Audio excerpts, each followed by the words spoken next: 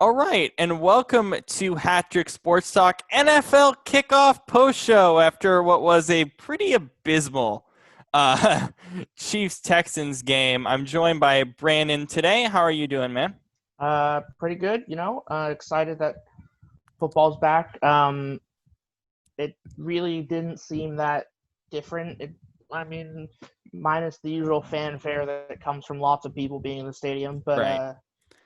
yeah, I don't know if I would call the game abysmal. The second half was pretty garbage. The first half Yeah, was pretty interesting. The second half, I was done by like 8 minutes in the yeah. third quarter. I'll be honest. I got to a point where I was like, oh, maybe the Texans can make a comeback. I don't know.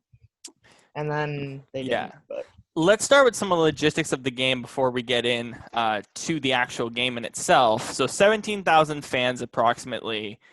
Interesting use of the artificial crowd noise by NBC. Did it feel normal to you? It did for me. They were definitely pumping sound into that stadium. Right. That was, yes.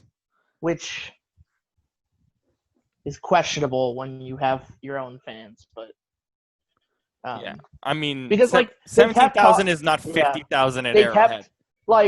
Al Michaels kept being like, "Oh, it sounds like there's 50,000 people," and I'm like, "That's because there's not. That's because there's sound.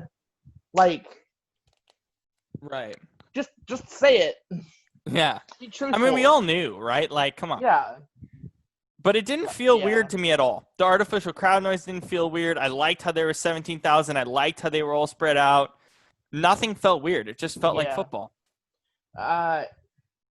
Yeah. So, felt like football. They did the nice little tribute, like with both teams coming together. Yeah, that was really great at the beginning. One thing that bothered me is if you listen to this clip, and a lot of people have been saying this, and I agree with them, you can hear the fans booing.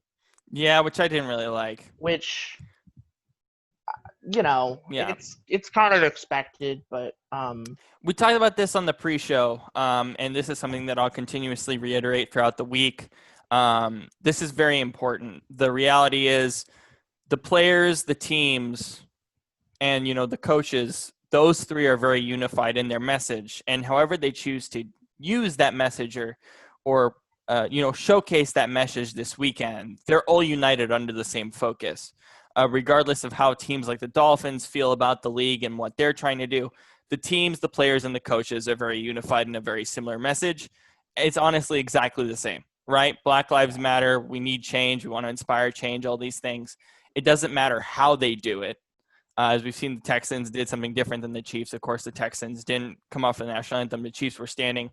The Dolphins are not going to be coming off the national anthem this weekend. But all of them are united in the same message. Right. It's an important thing to understand. Yeah. So let's start off with the the Texans. Let's start off with the Texans. Okay, so here's the simple question with the Texans. Right. Don't tell me everything was wrong. If you had to pick one thing that went wrong, one thing that killed them tonight, especially in the second half, what is it? One thing. Watson just looked really sloppy. You felt he was bad. He was overthrowing many times. He had, in that game alone, I counted 3 or 4 times he had wide open guys in the end zone that he overthrew. Like he had 2 or 3 where he way overthrew, and obviously both quarterbacks had a couple that they overthrew. Right, which is expected in where we're at with no preseason and everything. But I guess really, if I was gonna say not something that's not based upon it being the first game of the year, oh man, I'd have to go with the fact that if I'm the Texans, I'm really worried about their O-line. Because Deshaun was like running around like a chicken with his head cut off. That looked like 2015 Seahawks, like defensive. That looked like Deshaun Watson 2 years ago. It was bad. It was like no. He was getting. So here's the interesting part for me, and this is something that I've talked about with Deshaun Watson his whole career. I've talked about, hey, quick passes. Let's get the ball out quickly. They did that, especially in the first half. They focused on that this offseason. You could tell, we're gonna, do shorter passes with their new offensive coordinator. And they did that for most of the game, to their credit. But when an offensive line is as bad as the Texans, and I gotta say, by the end of the year, they're probably gonna rank about 28 to 30, or 20 to even 32. If you rank that low, it doesn't matter how many times you can do short passes, because you got to throw the ball at some point, and eventually the pressure is gonna be too much. And Deshaun, as you said, is gonna run like a chicken with his head cut off. And to be fair, he only had one. I would say he only had one really bad throw. The pick wasn't even a bad throw. It was a bad throw. Well, no, it was a bad throw, but I can't blame him for it, because I thought the O-line affected that throw tremendously. No, I'm sorry, but I would say the exact same thing if that was Russell making that throw. And that's one thing that I'm sure Deshaun Watson will learn as he goes on, as he gets more and more down. I know he's been in the league for 5 years now, but one thing he still has a problem with that guys like Mahomes and Russell don't do is he'll take, those two guys will take the sack rather than try and throw it when they're getting off balance. He threw that, and the moment he threw it, I was like, that's a pick, because he just airballed it. And sometimes, and here's the thing with Deshaun too. There are games what was it? We were watching it a couple days ago on Red Zone 2. I think they were playing the Ravens, and they were down they lost 41-7 last year. What was that, week 11? We were checking that on Red Zone the other day. Yeah. It was kind of similar to that game, because the reality is, at some point, any quarterback, but especially Watson, because it seems like with Bill O'Brien and this offensive line, it seems to be pretty common. When there are games where they're in blowouts, Deshaun feels like he has to overcompensate. And he's going to feel like he has to overcompensate even more this year without a guy like D-Hop on the outside to bail him out. Well, I would actually argue this. I think that Deshaun Watson, I believe that, and this is going to sound weird, but I actually think that the Texans could be quite successful this year. No, I still feel like they are. This game. And the reason being, and I'll let you talk on this after I've said this part. I actually came away from this game, even though they lost, feeling quite impressed by them, more impressed than I thought I would. And the reason being is because, one, David Johnson looked extraordinary. Yes. And two, they held a team that usually puts up 35 to 40 points to 30 points. Right. Yes. Which is very good. So here's something to keep in mind with the Texans. You know where they're playing next week? Who? Baltimore. Ooh. So they have Kansas City and Baltimore back-to-back. That's rough. These 2 weeks, don't overreact to the Texans. Yeah. Leave them alone. Because this is not an accurate – they're a piece of this, like the offensive line, as we talked about, and we do realize that the defense isn't very good. It's middle of the road at best. It's J.J. Watt can't do everything. The guy's getting double-teamed all the time. The reality is this game, today, and the game on next Sunday against the Ravens, Texans are going to look bad. Because that's just the reality. Then they get the chance to really – I mean – if they go on after those 2 games, if they lose to the Steelers or the Vikings or the Jaguars, then we have a problem. But if they're losing their first 2 games, that team could easily go on to win most of their games for the rest of the year, because they play the Titans, the Bengals, the Bears, the Colts, the Lions, the Browns, the Jags. I mean, this is a common theme through the first month of the season, but especially week 1. This is a theme that's just constant. Overreaction, right? Even on Sunday, when we watch those games, they're probably going to overreact to stuff. I imagine people in Houston are just overreacting to this game when the reality is you're playing the Chiefs. And next week, the reality is you're playing the Ravens. That's just what it is. Yeah, I would say my message for Texans fans would be it's a pretty in terms of how this team has looked from an outsider's perspective, I've seen this team look much worse. Yeah. It's not a bad playing team, especially against the Chiefs, the Ravens, You have to look at that first half as a positive. You have to. Yeah. Because you can't say that there wasn't positives in terms of, Deshaun's throwing the ball quicker. Oh, we actually are in some ways relying on the running game with these two Johnson bros, basically, even though they're not actually brothers. I was somewhat right with my keys to the game for the first half of the game, where I was saying they want to see the running game happen from the Chiefs. Like, They want to see the run, because they were able to pretty much they did a pretty good job of stopping the run for the most part. Like, they didn't allow for big breakaway runs. Mm-hmm. But then in the second half, it seemed like I'm thinking maybe it had to do with something like it's the first game of the year. They're tired. They're not used to it. They were just letting those runs kind of slip through. Mm-hmm. So. And we're talking about the Chiefs. Like, this Chiefs team, like, go back to the Super Bowl last year or, in February. They are different. They're not playing the same. Yeah. Like, and that freaked the Texans out. I think that's a huge reason why the Texans lost this game as much as they did. Because I think no team in the NFL comes in to Arrowhead tonight and expects that. Yeah. And expects a running game, a focused offense. Yeah. Expects Mahomes to throw the ball pretty quickly. And I talked about Khalid Osemele. That guy made an impact tonight. I mean, to be fair, they did basically like lock up. They did in the offseason make a pretty solid statement by picking up Khalid Osemele and Clyde Edwards-Helaire, and basically like anybody who's actually knows anything about the game and was to look closely at what they were doing, it would be pretty clear they're going to focus on running the ball more because. And it's really funny because, I would make the argument that the Chiefs did what I kind of feel like the Ravens should do, which is protect their 10-year asset, which is – I bet you were right. Like, halfway through the game, you said it's interesting they're not trying to put him in situations where he can get hit as much. Well, not even that necessarily, but Mahomes. How many – literally the one play where they had a deep pass pretty much that whole game, at least in the important parts of the game, was the one that was called back. Yeah. And that said something to me. I was like, okay. And this is the reality with the NFL, right? It's like every 5 years it shifts. Like, there's like a passing game craze, and then there's like a running game thing. But the running game is the bread and butter of the NFL.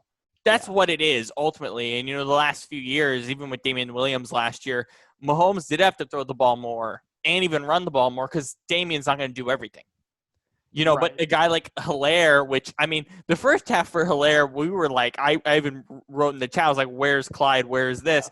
And then the second half, you're like, okay, there it is. It just took him a half to get going, which is fair for a rookie playing in his first game ever. Man, he is explosive. Yeah, and he's dynamic, ridiculous. And he just, I saw there was one play where he goes right up the middle and literally just like jump shifts to the left. A guy was coming up in front of him, and he just goes and just continues down for another 20 yards, and I'm just like, that's absurd. Yeah. He just fits what Andy Reid likes to do offensively. Yeah. I don't think there's any better place for him. That's what I love about Andy Reid. Sometimes, like with Mahomes a few years ago, with Helaire this offseason, like he just picks guys that fits his system. Yeah. And makes them into absolute stars. Speaking of Andy Reid, it looked like he needed a windshield wiper tonight. He was getting all fogged up with Here's my question. Where can I buy that? Because I love the fact that these NFL coaches are like, you know what? Frick the mask. I'm going to wear a shield. Yeah. Because I'm not dealing with it. And I was like, I like that. I want a shield. Yeah. Sure. So I would say we both agree that the Chiefs played pretty well tonight. Yeah, more than pretty well. They've cemented themselves as the top 2 NFL teams. I just have to bring this up. I don't love how the commentary on, like, from Al Michaels and Chris Collinsworth completely ignored the fact that interception that got taken away from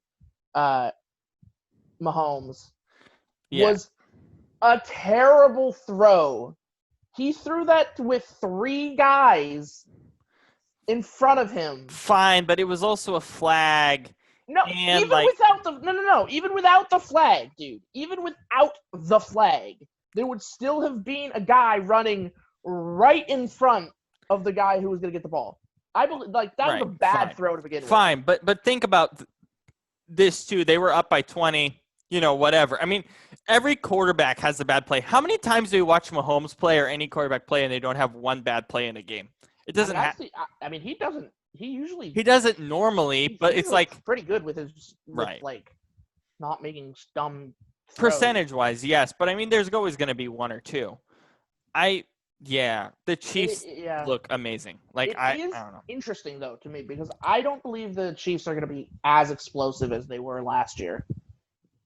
I don't think they're going to have I don't think they're going to put up 35-40. I think they're going to do something. It'll be more like 20, 25, 30. Right.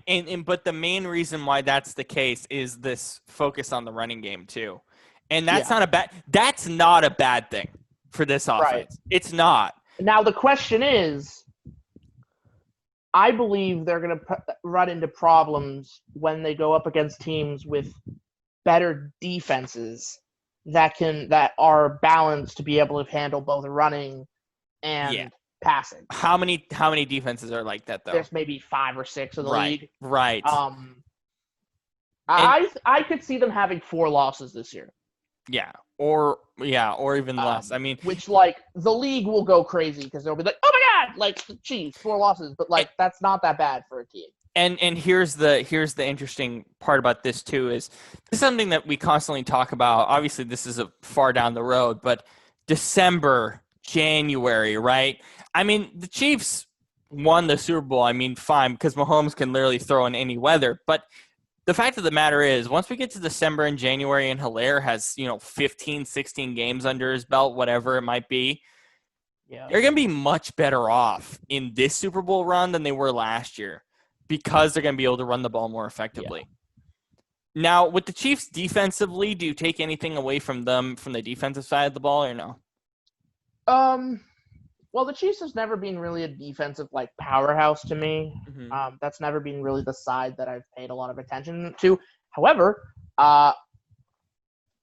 they're kind of stacked on both their lines. That defensive front 4 was just tearing through.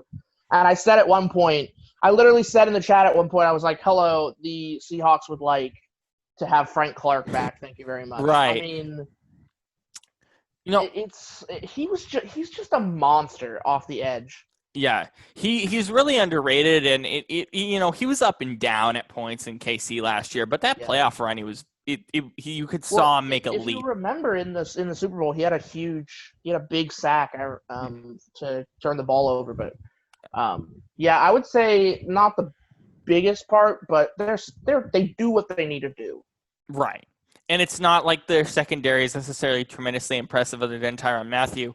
But Chris Jones and Frank Clark, if they play like they did tonight, obviously terrible offensive line by the Texans. That's obviously the primary caveat here. But ultimately, that defensive line is impressive. And offensive, we were talking before the game, too, about the offensive line of the Chiefs. And, were you finally okay, they actually have a pretty solid offensive line? Was it just Osemele for you, or was it? Because I think that was kind of the main thing for me, was Osemele kind of put this little more push and power into what they were doing. It looked like it, but I'm not really going to make any final decisions on it until they play because my big one will come from the Ravens when they play the Ravens. Yeah, a few weeks time, I think. On Monday night, 2 weeks from now. Yeah. That'll be a big test, I think. Right. But I also kind of think about I'm a little conflicted because I think about the fact that when they go I'm trying to think about what's going to happen when they go up against teams when this defense goes up against teams that have quarterbacks that have the ability to get out of there faster than Deshaun. Mm-hmm. Like Russell, I'm just thinking about Russell Wilson, right? Mm-hmm. He's made his money off of keeping plays alive, basically, and being able to scramble and get out of there. Even though they came around, that's one thing. Actually, that brings up a problem that that Deshaun had tonight. He's not keeping his peripherals open. Yeah, it's still pretty close. He's not because the difference is Russell would be going 0.5 to he'd be going 30 seconds earlier or a minute earlier. Like he'd be taking off running. Like the moment he sees Frank Clark like busting around that edge, he'd be like, "See ya, I'm out," and going. So from their bye week in week 10 with Kansas City, I think you probably look at the Ravens defense, right? You look at the Bills defense, and that probably is it, right? In terms of defenses that can actually handle their offense. For Kansas City. Yeah, for Kansas City. Yeah. I think those would be the main things. I think, again, the Ravens in week 3 are going to be a massive test, especially so early in the year. And the Bills, of course, that's another primetime game as well. Yeah. Broncos defense, I still think also is pretty good, even without Von Miller. Yeah, I would say Ravens, Bills, Saints. Yeah, Saints too as well. That's really it. Down the line, week 15, yeah. Yeah, so, I mean, their schedule, man, doesn't even look that hard. And this, again, I got grievances, again, like, they say that apparently Super Bowl champs are supposed to have the hardest schedule, but which they technically do. Excuse me. But they don't. You cannot look at this schedule and say they have the hardest. Yeah, no. Like, I don't think the so, Texans, the Chargers, the Ravens, the Pats, which I guess they would have said originally a while ago, Raiders, Bills, Broncos, which are in their division. I mean, but then they have the Jets and the Panthers and the yeah.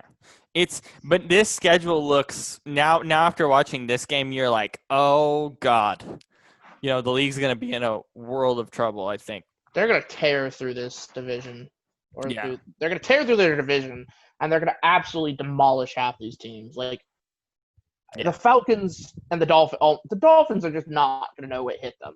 Yeah, no. The Buccaneers game might be interesting, though. Right. And again, as with every NFL team, there are bad weeks. We're not saying that this team's not going to have a bad week and lose to a random, much lower tier team. That happens to everybody. But ultimately, when you look at the totality of their schedule and how they play week to week, not only going back to this year, but their Super Bowl run last year, it's hard to imagine them not being right into the top 2 seeds going into January. Is there anything else you think we need to cover after this game? I wanted to actually do a segment that I thought of during the game tonight. Fantasy stars. What were a few guys? I think the main thing is fantasy stars for tonight. So Sammy Watkins? Sammy Watkins was a big fantasy star. Travis Kelce had a big night. Yeah. He had 17 points. Although weirdly, he got all his points in the first half, and then I feel like he got benched. Yeah, I mean, I get it, but at the same time, like, come on. Bucker with 10 was nice for me I like seeing kickers get around 10 to 15, which is not normal. Like, I guess you could go 5 to 10, but still, like, it's pretty impressive. And, Deshaun Watson started out bad, and then at the end got a surge and ended up with 20.82 points, what he was projected. That's 21.9. I think we can all agree that Sammy Watkins was probably the MVP of the night in terms of points. Yep. I think we can continue the segment. This segment seems fun for us to continue to do as we go along. This Sammy is obviously Watkins, he ended the night with 21.5 points on our friend Shane's bench. Yeah, unfortunately. So, I'm not saying start him next week, though, Shane. He's pretty volatile in fantasy. You have one good week and then one bad week. True. But either way, I think we're going to start doing that. Keep in mind, all of these is ESPN Standard PPR Scoring. And that is it for the night. Interesting game. Well, again, not too interesting, but at least we got like half an hour, 40 minutes in it. Maybe I don't keep track of time. We should be on after Sunday night games throughout the season. We will be for sure. We might do some Monday night games depending on what they are. Yeah. I'm thinking we might do the big ones that go on throughout if there's Right. any that we really think would be interesting. And then But same with Thursday nights. we will And be then doing recaps of the week for Sunday nights, pretty much every Sunday night. So. And then I think for the big Seahawks games, whether it's Thursday or Monday, I'm sure you guys always want to get on for those as well. So yeah, that will be kind of the main schedule. I don't think we'll do a Monday nighter this week. We might. No. It's too late at night. Like honestly, it's pretty late. Yeah, like the games are going to end at like 10. We'll probably cover the Sunday and the Thursday during our Friday show next week. So Yeah, for sure. So we will see you back on Friday. Tomorrow we're going to cover the Lakers game, which I am going to go watch in a bit, I think, or early in the morning tomorrow, since I didn't get a chance to, and all the other big NBA news. Then we'll do our actual record predictions. I imagine this game doesn't change our record predictions very much, considering I'm sure we all had the Chiefs here. And then we'll go through the entire Week 1 preview as well, and much more to cover. So we will see you all tomorrow afternoon. Indeed.